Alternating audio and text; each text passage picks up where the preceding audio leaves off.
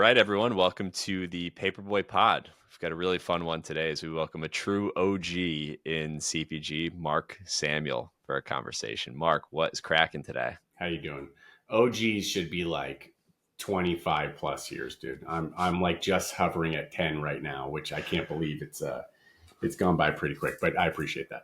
Right. Okay. So you're a middle-aged G. We'll leave it there. But I think you were one of the first people that I saw posting publicly on platforms like LinkedIn and Twitter back then. So I think a lot of people hold you in that regard. You probably get the OG comment quite a bit. Yeah, well, I probably the content stuff, or at least for our space. I think I started writing maybe like 7 or 8 years ago. It was early, and I think it was the sort of the consistency of the writing that was newer, right? Because people weren't used to like, why is this guy writing every day? And then it was like, wait, just twice a day on just some random stuff. I think that was newer. Definitely folks doing it longer than me, but I think maybe in our space, one of the first to be doing it that way. No doubt. And to layer on that, the transparency and the authentic nature of how you write and communicate in public, I think is what people are drawn to, which we can see you folding that into your new company, which is what we're here to talk about today. So you launched Mark Snacks, I believe in March is when you first broke the word of what that was, right? I think it was probably about that. March or April, probably. Yeah. Okay, March or April, and I believe you're pre-revenue right now, and you're out there. You've got an active crowdfunding campaign going. I just checked it right before this, $172,000 raised. So nice work on that. Pretty impressive to see. So yeah, there's a lot of interesting things to talk about with this business. I think what would be helpful first is just tee us up with the elevator pitch on what is Mark Snacks, and then we'll get into the crowdfund. Yeah, definitely pre-revenue because we haven't even launched. We'll be able to produce our target to produce our first production is end of July, early August. So we'll be in market then. Teeing up Amazon first, and then some regional distribution plays, which I'll touch on. But I had a previous snack company before this. It was very flat. It was definitely time to move on. Probably like as I always explain this, maybe like 3 or 4 years. Long that I held on too long. And so I took a small stint doing something else. I'm still doing some consulting with a firm right now while I'm transitioning into this. But it was just one of those things. I said I would never do this. I wrote a little post about that. I'd never do this again. I would never do this again. And then, of course, I said, okay, I got to do this one more time. So this was going to be like 3 or 4 fold. It had to be. It had to be, number one, a minimalist product. So something that only had a few ingredients that I can explain. It would be super easy. 2, it would fall into snacking just because the category is so big, and most importantly, because everybody snacks. So then on the backside, I always have to explain to people, I know, but you always talk about health and nutrition and all that. I'm aware of that, and I'll get into why this platform means so much more than that.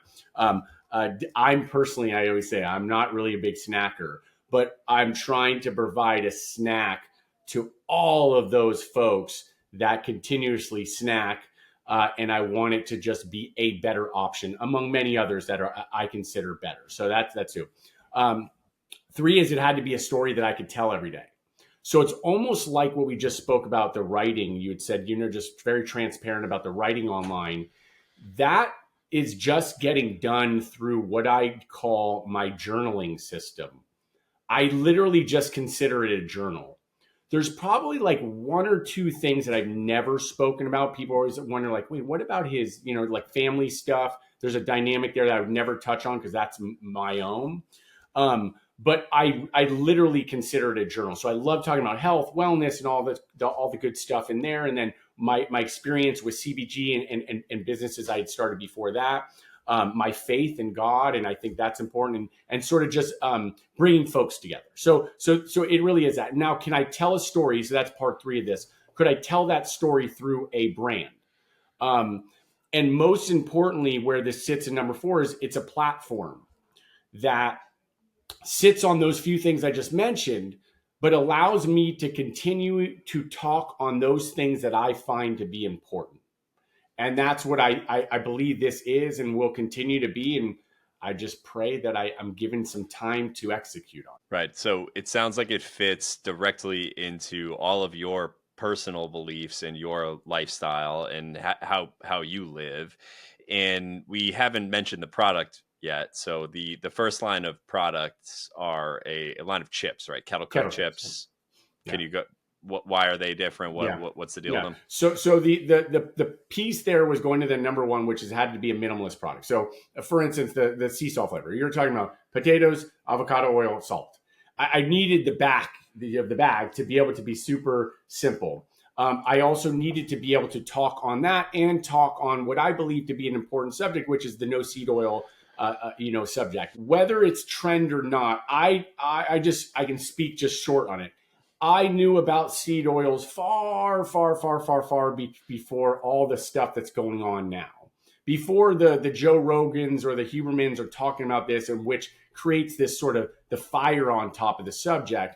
This is something we've known for many years. So whether you believe it or not, that just doesn't matter to me. This is just what I want to sit in. These are the products that I'm going to make. And yes, so the first product is a kettle chip. And people will continue to hear me talk on the fact that this is just a snack. And I'm still a big believer in my 80-20 rule, 80% whole, nutritious, dense, hopefully protein focused foods, single ingredient. And then that other 20% you just keep in moderation. Handful of snacks, put them in your kid's lunch, have your in and out. Let's go to Chipotle. Let's get wild. All the good stuff. When you have some ice cream, you have one scoop, you don't have seven. It's just very, very simple. And that's how you build what I consider to be the most important thing, which is a healthy relationship with food. It's from us and it's handed down to our kids, and then we all live happily ever after. I love the simplicity. It's how we should be living. It's almost reversed if you look at the statistics nowadays. I know we both have kids, and I saw a stat the other day. You can, maybe this is misquoted, but it was something like 70% of kids' calories are from ultra processed foods in the US. So the pendulum hasn't swung back to where I think you and I both sit on the healthier side of food. So it's, I still think there's a long way to go in the grand scheme of things. If you look at the big picture of our country and where we can get healthier. Oh, I could go on for days, brother. I'll just touch on two simple things. One is we consider eating healthy to be odd. I'll just start there. If you were to have a conversation with most folks domestically, let's just keep it home for a second, right? And you talk to them about, let's just say, the way that I eat, right? Which is, if you were to look at my fridge, again, and I have kids, I have an 80% rule in here in my house, right? If you were to watch me shop, grocery shop, you would notice my cart is 80%. You'll understand that. I mean, it's meats and vegetables and fruits. I'm not a big fan of vegetables, folks. That's for another subject. And so eggs, so what I mean by that is, if you were to talk about that and the way that you eat, folks would be like, wow, I really wish I could do that. It's almost like it's not, no, that's normal. What's not normal is eating like shit every day. That's not normal. I'll just remind you. It's normalized. Yeah, it's here. normalized. But so Yeah. when you mentioned 80-20, would the kettle chips that you are releasing, would that be in the 20? Absolutely. It is, right? Okay, Yeah. because we're talking whole food. Absolutely. But you're still into the 20 as long as it's not overdone. Absolutely. People will have a hard time, although they'll recognize, the ones that really know me, and this is what I'll try to feed into the growing of a brand, which is just the transparency of it. People have a hard time hearing me say stuff like that. Like, wait, but Mark, I don't even think you snack. No, I don't really snack. Try not to. I love a good kettle chip. There's no doubt about that. And if I were to have some, I'd have a small handful. I'd have like 3 or 4 chips. Right? That's good for me.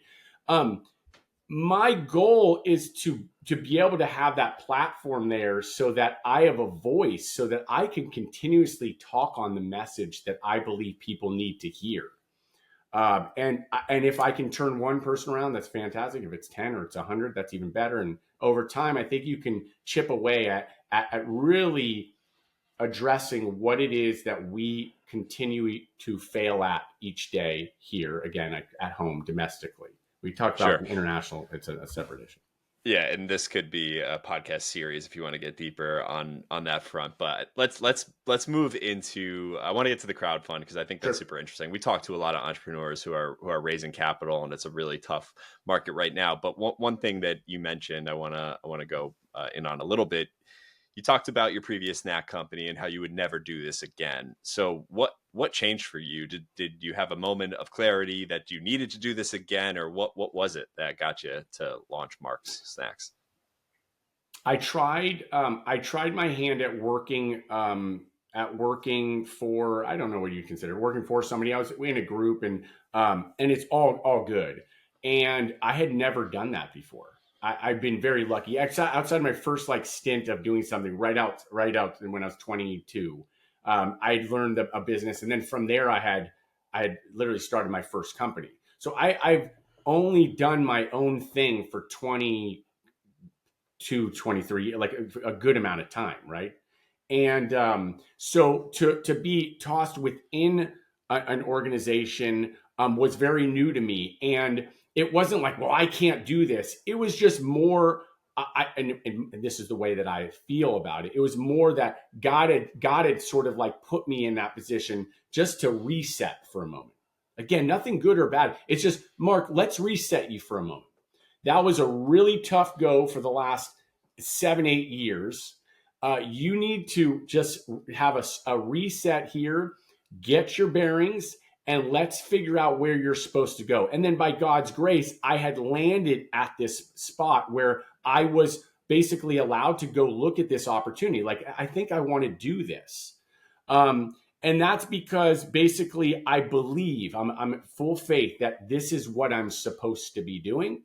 And so that's how it got off the ground. And then from there, I'm just an individual where once I key in, it's go time. It's not like there's turning back or you're questioning things. It's just what's going to happen now, and then you start putting it together. And so in a second, we'll get to the crowdfunding and why. So if you want to set that up. Yeah, and I know meant to get there, but one more question: did you take time off? Did that come to you over? No, so you were working for somebody else, and then it just over that time it hit you that you need to be building something. There was something there, probably. There was probably always something there that had to do with like my own thing, where it would be really. I don't want to where it would be really mine, uh, not just like Quest snacks. Like where you're then have to tell a story and you're worried like I wonder if I'm allowed to say this, and because we're really trying to get this consumer group. I'm like, fuck this. This thing is going to be all me. Either people are going to really like it because they believe in what I talk about. Then there's going to be the middle ground where they're like, I don't know, but I still like the product and I kind of am feeling it. And then there's going to be people that are like, fuck that guy. That guy, which I'm cool with, because you have to be like, I realize I say certain things. I never mean for it to be hurtful, right, or disrespectful in any way. I just know that I have a certain opinion about some stuff. I have a certain position on some things. And because of that, that will definitely create some folks who are not going to have an affinity to what it is that not only I'm saying, but definitely a product that I'm selling. Well, you need to make people feel something if you're going to build a Agreed. successful brand. So, it makes zero sense to pitch to 100%. Agreed. And it also makes your marketing and everything that you do with the brand a lot easier if you're just doing it right from You everything that you you personally want me believe to and tell want to you put what? out there. Here's a funny stat too that I always say to people is like you're saying, you don't need to have everybody. It's always that sort of that. I don't know if it's a cliche. Like you don't want everybody. That's not where your pitch deck is like it's for everybody. That you're like, dude, you have no idea what you're talking about. I'm good with like 2%, dude. You get it? Like people have this idea. They have no. I'm just using them as an example because they're the homies and it's fun. Like a chomps. Like shout out, folks. Shout out, Rashid Pete. You're thank you. You're welcome. It's like you could have a $500 million business. Do you know what your market, you like your household penetration is?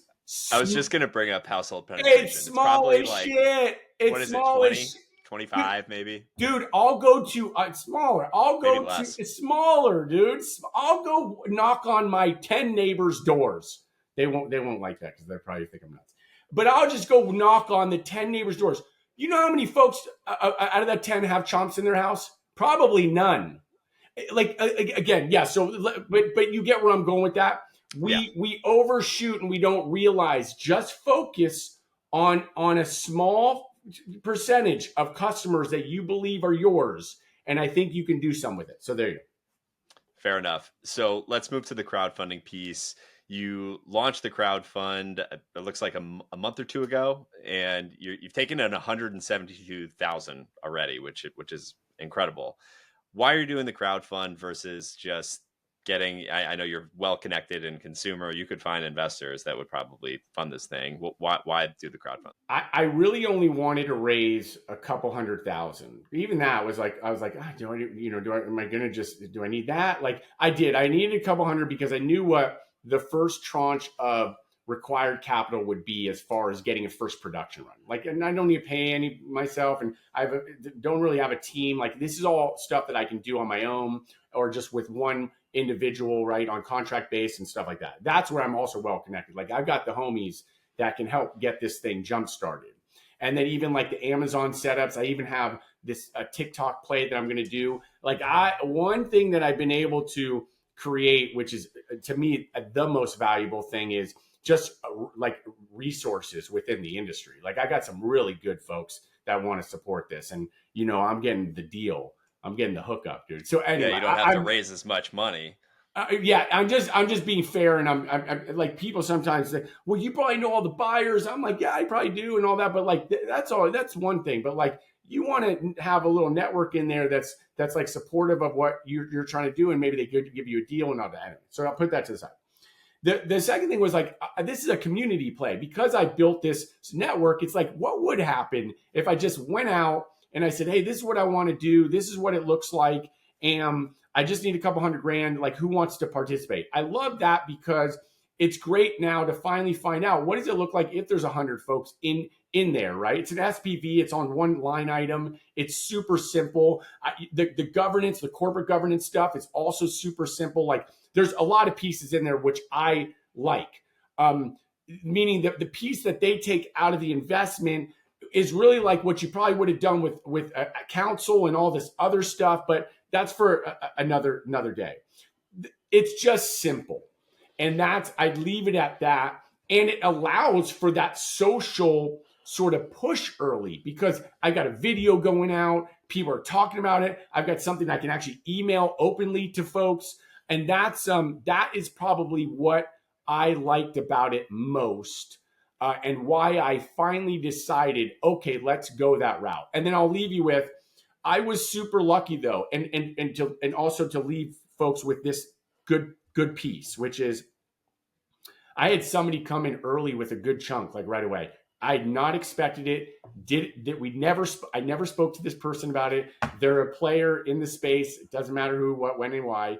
And I was just lucky, and I was like, oh, this is very real, and this is touching some folks, and I like that. And then I'll set that aside. People might have gotten it twisted that like, well, of course he did raise that. I mean, he knows that's not how it works. And I can't wait to write the recap to this because, yeah, we launched it maybe 3 weeks ago or whatever it may be. I had no expectations, even though I knew a bunch of people. Like, I didn't even really go back to, like, let's say previous investors or folks that I really know who are well off or whatever. Like, I had no expectations. And if anything, I think people have a odd conclusion on what this should be if you know a lot of people. Nobody actually puts in money that you may think would.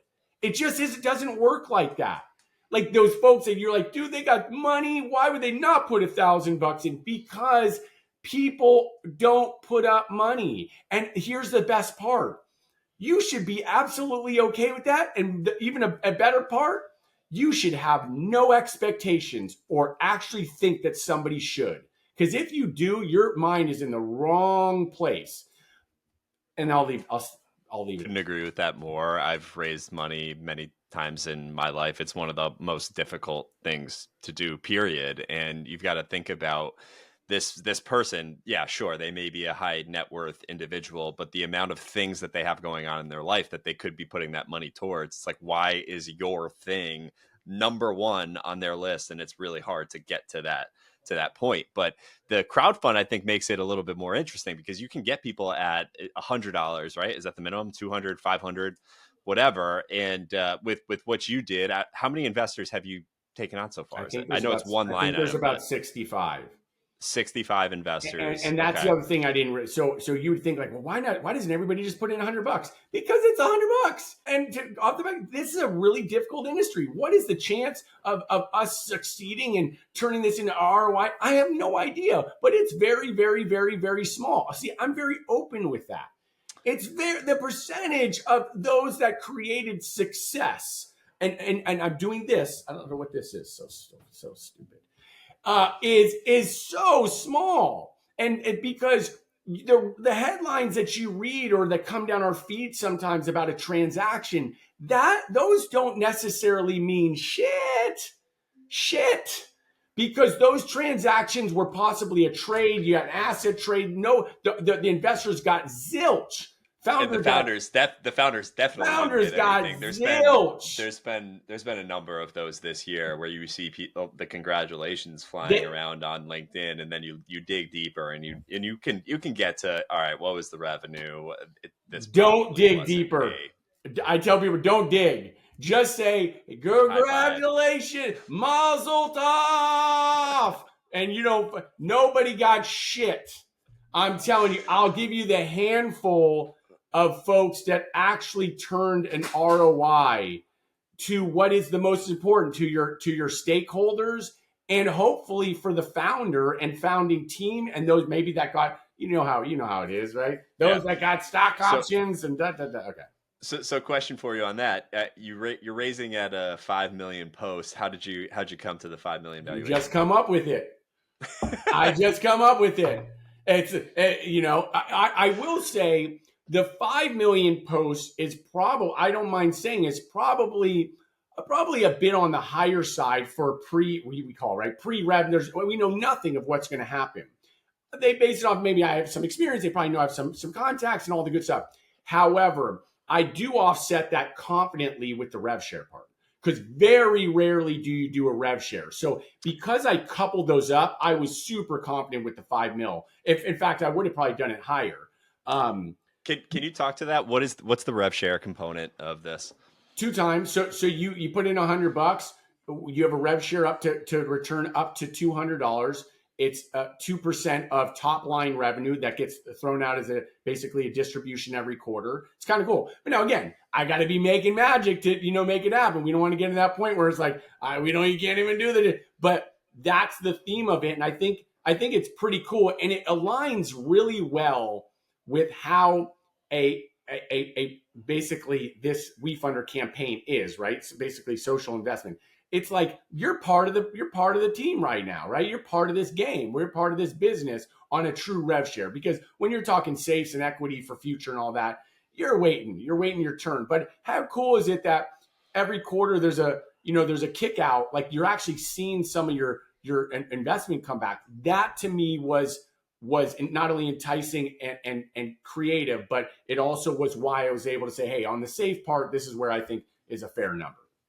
Interesting. So, is there also an equity? Do they own equity as well, or is it just the rev share No, it's the rev share and that 5 million on a safe. and the equity? Yeah. Totally. So they're getting okay. Totally. That's a cool setup that I haven't really seen before. And again, another piece of why can you imagine if I tried to do that?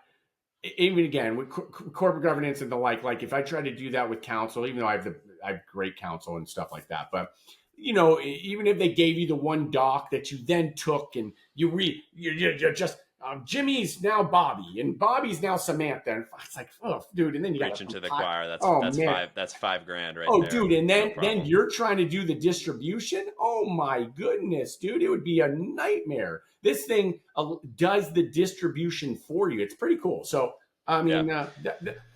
definitely, I will say, and I'm excited to do a write up when this thing is done. I want to try to close this and say your final investments are going to be within the next 2 weeks, is I'll do a recap because there's some pros and cons, just to be fair.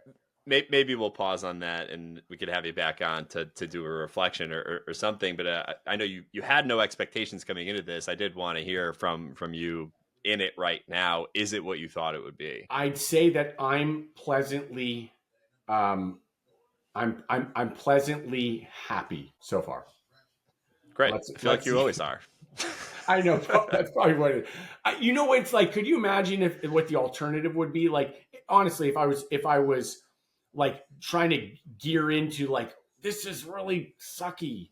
Like what how would that Well, how would I that honestly I asked the question because I think you would tell me if I it would tell was. you. So yeah, I would it's tell you. it seems I know you're still in it, but I'm happy. I'm happy with it. And the folks over there, it is what it is. I think a couple of them have been taken. I'm joking with it. They're like someone's on sabbatical, one's on took a so you're kind of catching some folks trying to figure it out. But I think it's one of those systems. They got it on a nice tether, so I don't know if there needs to be much management, outside of being able to answer a question here or there, because they built such a, I don't want to use the word robust, but to be able to enable folks to do what they're doing on there is a fairly robust system, that manages and continues to manage campaigns and just does all the right things when it needs to be. So that's my yeah, point. fair enough. So I know in your crowdfund page, I was reading it before this. You wrote something else that's interesting besides the revenue share. You expect to be profitable with roughly 60% gross margins within a year. I don't know. You've been in CPG long enough. People just don't do that in year one, especially. What's the idea behind staying as profitable as possible, and how can you actually make that happen? I'm just gonna build master cases, and I'm going down to each corner of my street. I'm going to be selling during the summer hand to hand transactions with my kids, and that's the only. I'm joking. I thought you were That, by the serious. way, that is how you would do it. And I talk, I talk openly. Like seriously, if you were to go farmers market, shout out Yeah. Bilal from. If you were to do like any startup, like in our space, food beverage, like if you could enable, maybe you have a commercial kitchen or whatever it is, you would build out inventory. You go to farmers market, and you could do profit centers there.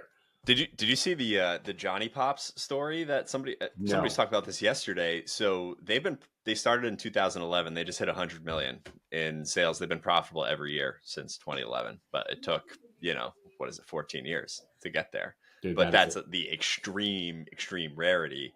And in talking with you before, I know you mentioned that you're avoiding the largest distributors in the country, and it seems like you are trying to go direct in some ways, maybe ship warehouse direct to retail. Is that the idea, or like Yeah, yeah. what's the distribution So strategy? what we're gonna do is, we'll play on Amazon, and I'll just make sure that we got a buck a box. That's how I kind of call it, a buck a box on every transaction, right? Meaning I can't go out and just start spending there. On distribution into retail, I'll link up with a couple regional DSDs, make sure that we are in agreement with how these will be processed through them. Meaning, I'm not willing to go into some of the DSDs will have retail relationships, like sizable ones, where they still want the case, and then they want a promotional calendar, then they want this, and we won't do that. So basically, in short, we'll align ourselves where we're not going to slap a $20 bill on every master case that goes out of the warehouse. That means, though, that we have to be okay with really, really, really slow growth. Like if we did $100,000 our first year, it would almost be odd because they'd be like, Mark's company, like I figured they'd want to just like, hey, that's how it is. And here's why though. It's because we've got to be super patient and very careful with the capital. Because again, going back to our original comments, we're only raising 150, 200K. You can't go and spend that.